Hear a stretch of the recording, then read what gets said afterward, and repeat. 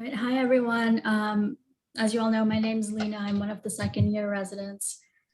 So we'll just get started.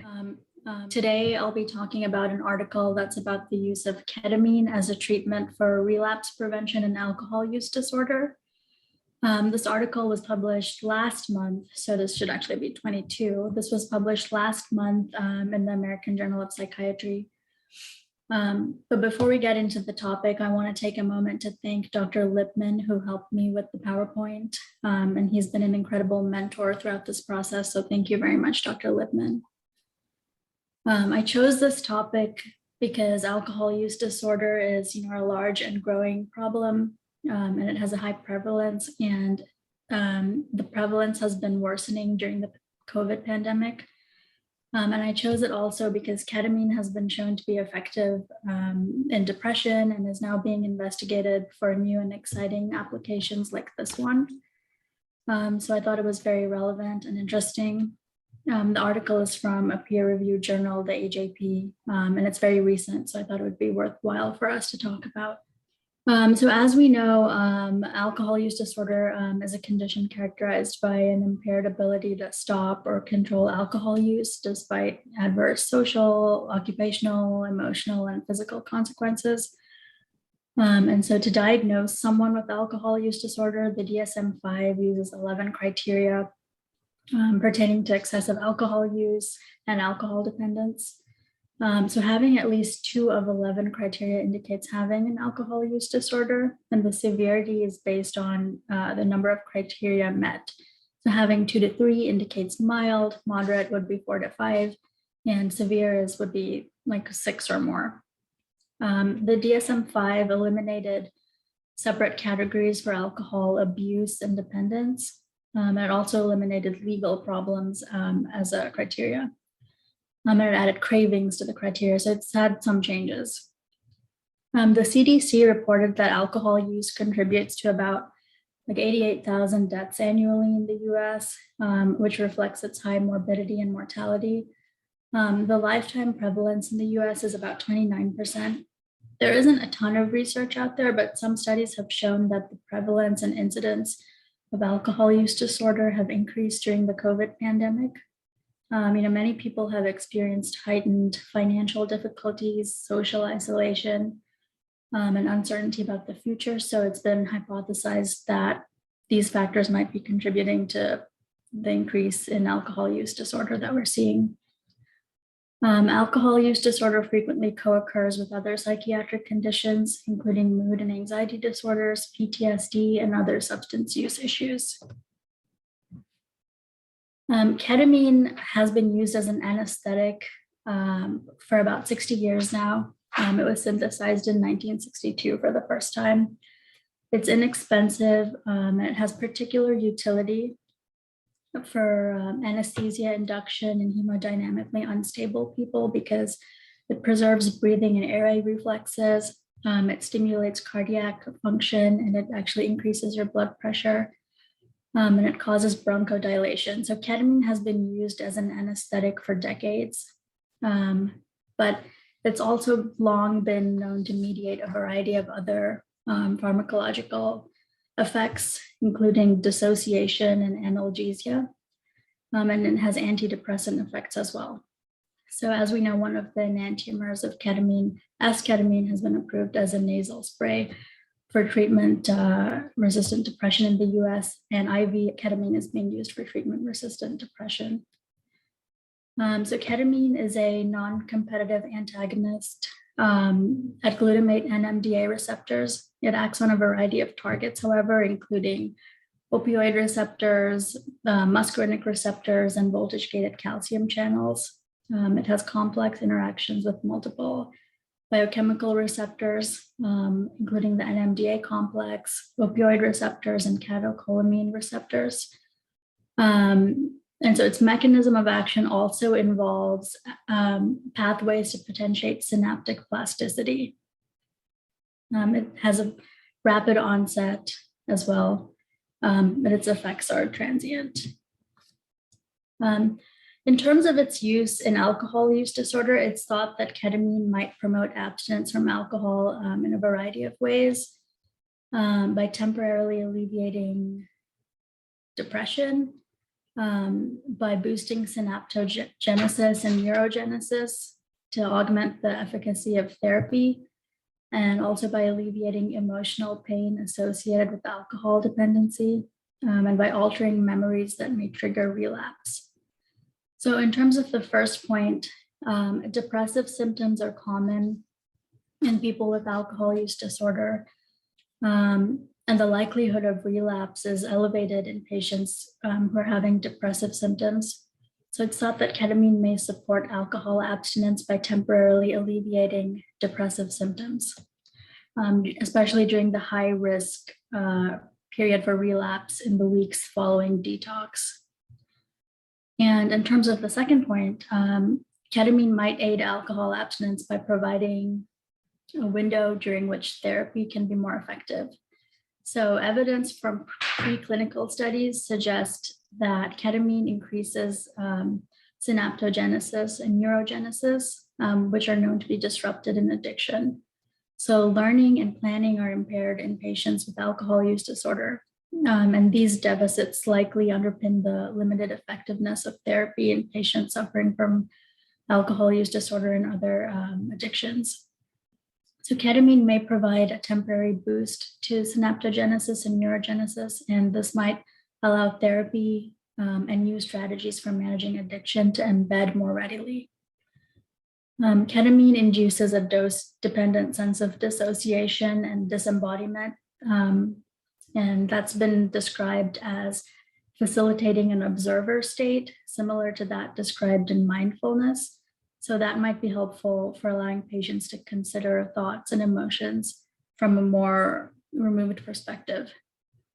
And then maladaptive reward memories comprise associations between trigger cues in the environment and then the drug reward. So those kind of learned responses are what can underlie relapse in a lot of cases and are what it's posited that ketamine can break down. Some other studies have shown that ketamine might be able to interfere with the restabilization of memories. So if you can block the restabilization process with a drug like ketamine, you can potentially directly weaken maladaptive reward memories and then reduce their propensity to trigger relapse that way. In terms of the specific study, in this study, the authors set out to investigate the safety and feasibility of ketamine infusions compared with saline infusions in increasing abstinence in patients with alcohol use disorder. They also aim to pilot ketamine combined with mindfulness-based relapse prevention therapy. And they compared that with ketamine plus alcohol education as a therapy control. And this type of therapy was chosen because it was shown to be effective in earlier studies, and the ketamine experience was thought to possibly promote engagement in mindfulness practice. So this was a phase 2 clinical trial in which the authors compared 4 different treatment conditions. Ketamine, which is like the active group, obviously, with therapy. So those are both the active components. The second group was ketamine plus alcohol education. The third one was saline plus therapy. And the fourth was saline and alcohol education. So here the saline is a control and the alcohol education is a control. And the ketamine and the specific mindfulness-based therapy, those are the active components here. So the authors hypothesized that ketamine plus therapy, the active plus the active, would be most effective in sustaining abstinence, and that the lowest abstinence rates would be found in the placebo plus placebo group, which would be the saline plus alcohol education group. Participants were recruited from the community through social media and newspaper and radio ads, as well as from like primary care and secondary care drug and alcohol services. All of the participants had to be abstinent at randomization. So they had to be abstinent from alcohol for at least 24 hours before entering the study. They had to have a reading of 0.0 on a breathalyzer test. And so this allowed the researchers to investigate the impact of ketamine on prolonging abstinence, because the participants had to be abstinent to begin with. Participants also had to have the goal of abstinence for at least 6 months to participate in the trial. They had to be 18 to 65. They had to meet the DSM-5 criteria for moderate to severe alcohol use disorder. They had to have a good command of English so that they can participate effectively in the therapy. And then they had to be currently abstinent from alcohol, like we said, and also have a negative urine drug screen for all drugs except they made an exception for cannabis and benzos. And those exceptions they justified by saying that cannabis is very common and it's very comorbid with alcohol use disorder. And that benzos are commonly prescribed in alcohol use disorder for sleeping problems. So they didn't think that would interfere. So current or past dependence on any kind of drug, however, was an exclusion criteria other than alcohol. Key exclusion criteria were the use of antidepressants, current SI, a diagnosis of any current or past psych disorder except for depression and anxiety, and any substance disorder other than alcohol use disorder. In terms of the study design, recently detoxed individuals with alcohol use disorder were assigned to one of the 4 treatment arms that you're seeing on the screen. There were 10 study visits. Self-reported drinking events were recorded at every visit. Participants were provided with an alcohol diary to record their alcohol use. And in addition to having the self-reporting, there's something called a secure continuous remote alcohol monitor, the SCRAM bracelet that will detect alcohol use. So they had that as well, just to corroborate their self-reporting. So all of the staff, except for the pharmacy staff who had no contact with the participants, were blinded to the drug treatment allocation, and all except the therapists were blind to the allocation to therapy or education. And so the ketamine infusions were administered spaced apart an average of 1 week. And the saline placebo of the same volume was administered to the saline group. The dose of ketamine they used here was 0.8 milligrams per kilogram, which is higher than what was used in the depression studies. And this was based on findings of possible cross tolerance to ketamine in people with alcohol use disorder. And it also roughly equated to what was suggested to be the lowest effective dose in alcohol dependent patients in previous studies. And they used IV ketamine because they thought that was the best method and had the fewest adverse effects. In this study, saline was used instead of an active placebo like Versed, because at the time the researchers were concerned that an active placebo like a benzo might have unintended therapeutic consequences and confound the data.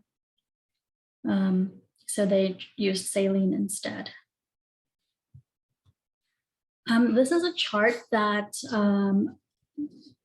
I adapted from figure 3 in the paper. It shows the percentage days abstinent across the 4 treatment groups at 12 weeks and 24 weeks. It's not directly from the paper, but it's something that Dr. Lippman and I made just to simplify it. So as you can see, the group given ketamine and therapy had the highest percentage days abstinent at 12 weeks and at 24 weeks. It's not necessarily a huge difference, but it is a positive finding, and it does show that ketamine has increased the number of days abstinent compared to the other groups, as the authors had hypothesized. Let's see. So there were primary and secondary outcomes that the authors found. Primary outcomes were self-reported percentage days abstinent and alcohol relapse at 6 months after the first infusion, both of which were measured with the self-reporting questionnaire. And then alcohol-related secondary outcomes included depressive symptoms, which were they measured using the Beck Depression Inventory and the Hamilton scale. And then other secondary measures were alcohol cravings, which was also via like a self-reported questionnaire, as well as the Scram bracelet. The results showed that there was a significantly greater percentage of days abstinent at the 3-month follow-up and the 6-month follow-up than those who had received ketamine compared with the placebo. No significant differences were found for relapse. So it seems that the ketamine prolongs time to relapse, but it doesn't alter the odds of relapsing or prevent relapse. There was no significant differences in depressive symptoms at both 3 or 6 months. So, like I said, the impact of ketamine on alcohol abstinence was evident only for the percentage days abstinent, but not for eventually relapsing. So this study had a number of limitations, notably that the generalizability is limited by their very rigid enrollment criteria. Also, the blinding of both study conditions was challenging, especially if people had prior experience with ketamine or therapy. And even otherwise, ketamine has some pretty dramatic effects compared to saline, so that's hard to blind oneself to whether you're getting ketamine or saline. In this study, saline was used instead of an active placebo, but studies reported since the start of the study have demonstrated that Versed doesn't have unintended treatment consequences. And then some other studies had used ketamine plus Versed instead of ketamine plus saline in an effort to cause less functional unblinding. So the challenge of blinding to ketamine effects was a limitation of the study. And the authors posited that using Versed plus ketamine might have reduced that. So around 1/3 of patients in the placebo group thought they had been given the active drug, whereas nearly everyone who got ketamine thought they had got ketamine. And so this could have an impact on their self-perceived efficacy, and that can in turn alter how they report in the self-reported questionnaire. So some of the future studies might want to revert to using an active placebo to better maintain the blind.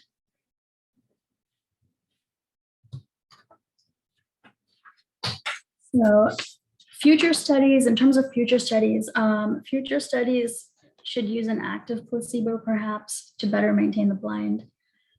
Dose ranging studies haven't been conducted, and it's important to establish the minimum effective dose, as ketamine treatment studies in alcohol use disorder have generally opted for higher doses than those used in depression studies. So it'd be good to have an estimate of what the minimum effective dose would be. And then future work should also consider a comparison trial to other forms of treatment, such as naltrexone or disulfiram. Comparison trials would be important to further understand what would be the best approach for individuals with alcohol use disorder. So in conclusion, the 3 infusions of ketamine were well tolerated in patients with alcohol use disorders, yielding more days of abstinence at the 6-month follow-up. The fact that ketamine can reduce both alcohol use and depression in alcohol use disorder is encouraging therapeutically, because while it's a clear link between depression and alcohol use disorder, I think mental health services still struggle to meet the needs of dual diagnosis patients. So ketamine may represent a solution to this long-standing comorbidity. And that's it. Does anyone have any questions or comments? One comment is you did a great job. Thank you. One thing I've noticed, you mentioned that some studies use different doses of ketamine, which makes it very confusing to know what the right dose is. And some of the depression studies have used considerably different doses. ketamine is already pretty frequently used in some emergency rooms for acutely suicidal people. Yeah, in the alcohol studies, it looks like they're using higher doses than were used in the depression studies. One thing that your study reminded me of is back in the 80s, our department did a study at JDAC, that alcohol treatment center across the street. And the interesting thing was in that study, we tested with various psychometric tools the number of people on admission to an alcohol treatment center that were depressed. And then they redid the depression testing on the day they were considered ready for discharge. And the number that were still depressed was massive. So that if you don't treat the depression, and I guess this article is saying the essence of it was that people could pay attention to the psychotherapy or other things. And of course, they didn't really compare it to no treatment. You know, I was thinking while you were talking, mindfulness therapy by a bad therapist may be not as good as alcohol education with a good one, or why not just saline and nothing? Yeah. Yeah, and they mentioned using Versed, so they could have done, if they wanted to, they could have done Versed and saline and ketamine and had all of those and nothing. Anybody else have a comment? Good talk. I'm trying to look at this data that they actually have here on the article, but I mean, if I'm looking at it right, as far as they have a graph on there, which has error bars and for the mean percentage days of abstinent, if I'm looking at it correctly, there's no significant difference between placebo plus psychotherapy and ketamine plus psychotherapy or ketamine psychoeducation. But the only one that stands out is placebo plus psychoeducation. And that also seems to be very similar to actual alcohol relapse. So all the groups only have like, a couple dozen patients in them. I don't know, this thing seems like it would need to be replicated because the only thing that really stands out is the placebo plus psychoeducation, and just by like a few people. Yeah, there weren't huge margins, and it did have a small sample size. It was a small study. It was like a pilot study. Yeah, it's also interesting that the placebo plus psychotherapy and the ketamine plus no psychotherapy perform very similar, and then the ketamine plus psychotherapy performs similar to all three of them. So it doesn't seem like a combination really works any better than one or the other. So. The other thing, we're all self-reported. Well, who's ever heard of an alcoholic that distorted their alcohol history? Right. I mean, they do have the scram bracelets, but those aren't completely accurate. Yeah, well, it's an interesting talk. Another thing that's kind of funny in this very journal issue is other NMDA drugs like the S-methadone for depression. It's kind of looks like it's the coming thing in a way. Ketamine and S-methadone were just in this month's edition, right next to Lena's article. Yeah, and I'm also wondering in the other articles where they have used active placebo of Versed, if that's really the best active placebo they use in comparison to ketamine, especially in someone with alcohol use disorder, because it's a benzodiazepine. But I'm not sure what else you would use instead. I agree. That's probably not a good one. They might love it. It's a pretty tough problem to figure it out. Placebo is always hard. Right, and I think it would be good if there was like a study that did ketamine and active placebo and real placebo, like saline at the same time instead of one or the other. Mm-hmm. Well, the other side of the coin is nothing that you can name is really very effective against a broad range of alcoholic people. And so what if this boosts you 5 or 10%? That ain't too bad. Yeah, that's true. But I'm actually kind of surprised that half of the patient population was abstinent for 6 months in these groups. That's kind of surprising to me. I'm not sure if that's completely accurate or not. Well, self-reported. You know, there a lot of people say you really need a sophisticated liver enzyme studies to know whether people are really telling the truth. Hey, Lena, I don't know if you went over this or not because I went to the restroom for a little while, but do you know if there was a number needed to treat or something like that for an effect, or was it that every patient that got it essentially had some To improvement? answer that, I didn't So know. it's not that they didn't have a specified number needed to treat. Everybody who did get the ketamine did have a self-reported increase in the time to relapse. Is that I'll kind of play a devil's advocate here. Is that really that surprising? It's like, if you're using meth and I give you oxycodone for a couple weeks, then you might be that the time needed to relapse on meth might be a little bit longer because you had something else in a little while. So I wonder how much of it is like really pathophysiological and how much of it is just giving someone a little bit of medicine on the side. Yeah.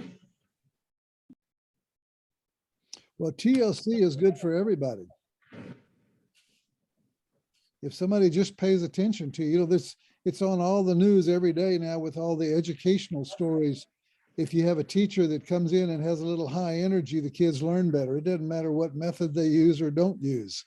If they have high energy and pay attention, you do better. Same thing for alcoholics.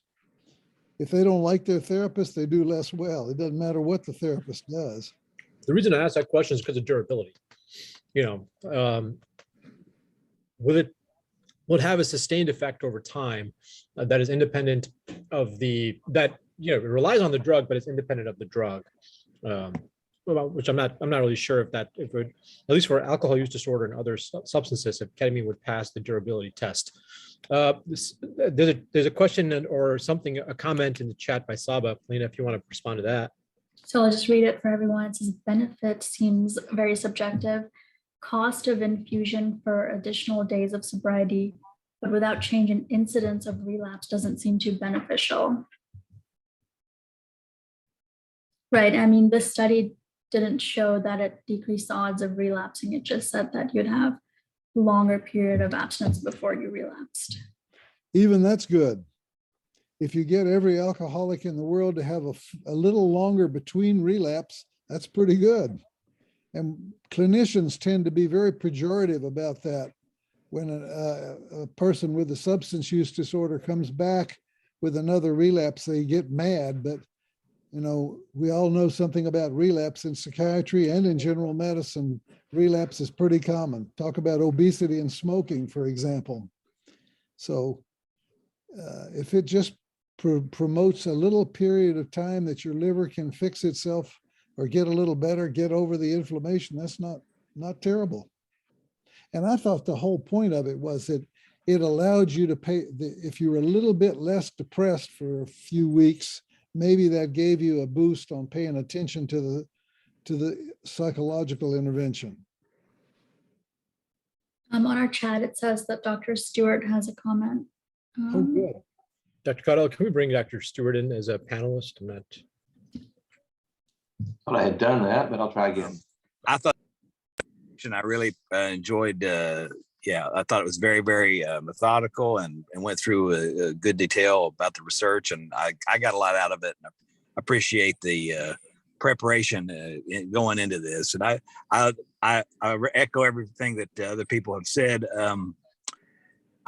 The research in alcohol and substance use disorders typically has a higher placebo response rate to other research historically, or types of research in mental health. So you get a really robust placebo response in a lot of addiction research. And that's always a problem to overcome in when you're just meeting with somebody and talking to them about their substance use has a pretty profound effect on it. And so I think it's actually pretty reasonable to assume that the self-report is fairly accurate. There's definitely in clinical settings, patients minimize their substance use. They definitely do that, but there's quite a bit of work that's been done over the years to look at reliability of self-reported research, and it's fairly good. It's not completely reliable, and and that's another thing. So it was a really interesting study, and I'm not surprised that it didn't have a huge, robust response compared to that's not a surprise either. I mean, it's a tough problem, and it's a chronic problem, and there are not any simple fixes for alcohol use disorders. They're complicated, but I do think it's important just taking the time, paying attention to the problem, and spending time with someone and talking to them about it. Typically has a good chance of helping, and so that's a good thing to take away from this. Plus, it's we're going to be trying drugs like ketamine and dissociatives, and then also you think about the hallucinogens. They're trying that for everything right now, and yeah, we'll see. I mean, maybe with time we'll figure out that a certain dose and a certain combination will be more effective. But I agree, it's got to be replicated, and it seems like we're not going to get a free lunch, though. Anyway, it's going to always be probably a complex problem. But I really appreciated the presentation, and I'm so glad I was able to join in and hear this. So thank you. Thank you.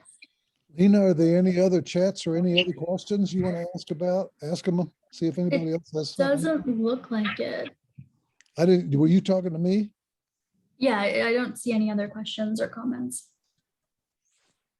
Well, then maybe we should go ahead and call it a day. Anybody else have a comment? Well, thank you, Lena. I think you did a stellar job. I thought it was an interesting article. Of course, it's not exactly the cure of cancer or the cure of alcoholism, but what if we help a little bit? Not too bad.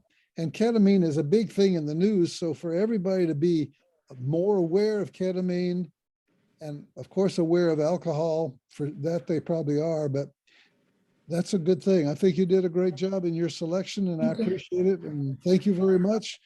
And thank you for Thank you very everybody much. who attended. Thank All you, right. Dr. Yeah. Whitman. Well, Good Robert, job. you want to go ahead and cut us off, Robert? Yep, we're gonna wind it up. Thank you.